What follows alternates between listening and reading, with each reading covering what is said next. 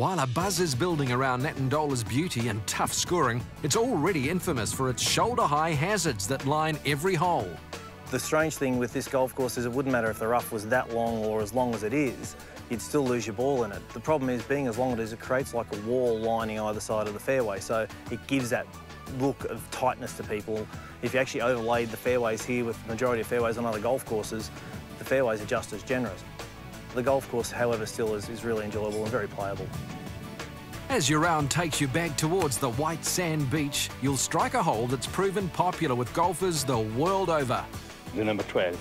Oh, it's a nice, not so long hole, but very, very technical. It looks good to stand on the tee, but pretty tricky. I'd hit it pretty straight. Number 12 is what I class as a really good short par 4. It's one of those holes that proves that you don't have to have a 450-metre par 4 anymore for it to be a tough hole. The hole can quite easily, off the back tee, be played with a rescue wood and a wedge. It's one of those ones where there's water all down the right-hand side and the line of bunkers down the left. And if you just set your ball on the bunkers down the left, it kicks back down to the centre of the fairway. And the thing is, the further you go down the hole, the tighter it becomes and the more the water comes into play, but obviously it leaves you a shorter shot into the green. There's no tricks on that green. It's actually probably one of the flatter greens on the course.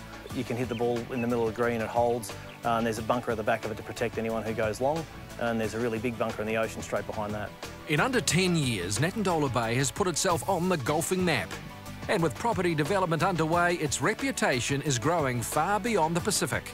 I'd honestly like to think that this golf course will make its way into the top 100, hopefully in the next time the rankings come out. I think the course itself is that good. The membership's growing all the time, so it's just going to go from strength to strength, and we'll certainly be doing everything we can to ensure that the people that come here get world-class service and obviously a world-class golf course to play on. And just a pitching wedge from the course, we take a look inside the 5-star Intercontinental Golf Resort and Spa. It's the ideal accompaniment to the championship course. The owners suggest it sets a new standard for luxury in Fiji. Many tourists travel to this part of the islands for its beach alone. The beach itself here has been rated, well, it's most certainly the best in Fiji, and it's been rated in the top 10 in the world by 2 independent surveys. And so we really are particularly lucky to have such beautiful golden sand, and the surf, the diving, and the natural beauty of the rolling hills here. It really is magnificent. The Intercontinental enhances the experience by providing space to enjoy on your holiday. There are a number of bedrooms that literally are a few steps from the beach, and they look out to the sea and you then see the sunset. But really what sets them apart is the size. They're the largest rooms in Fiji and some of the largest rooms in the Southern Hemisphere. And there's 1 or 2 little unique features to them.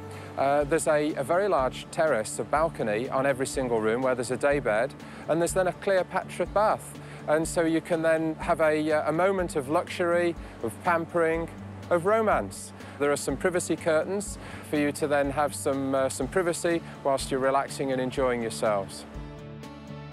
We've got 3 main restaurants. So we have an all-day dining restaurant called Sana Sana, which is named after the local village.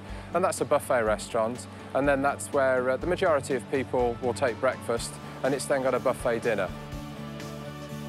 Our other restaurant is called Navo, and this is our specialty restaurant, and this is where you'd probably go for the special occasion. And they've got a sushi section, then there's a fish section showcasing the best of the local seafood, and then there's a meat section. And the team there do a really, really nice job on the backdrop of a magnificent view, and we light the sea up with spotlights, and it makes it a very special place. And whatever you do, don't forget the spa. The spa itself has been designed as an oasis of tranquility. There's a relaxation area for you to unwind prior to your treatment, and then once your treatment's completed, then again you can then go through to the relaxation area.